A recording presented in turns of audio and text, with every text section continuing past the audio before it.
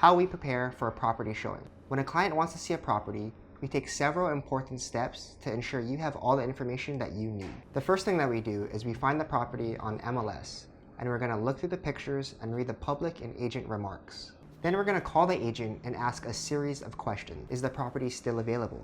Why are the sellers selling? Have you received any other offers? Were the offers above list price? How are your sellers going to be reviewing offers? And is there anything specific your sellers are looking for? We want to gather as much information as possible to help you make an educated decision. Then we're going to search for the TMK or public tax records. We're going to pull the condo guide.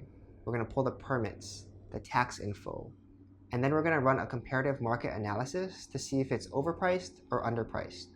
Finally, we print out everything so that we have all the information ready to answer any questions you may have. This preparation ensures that you have all the details you need to make the best decision.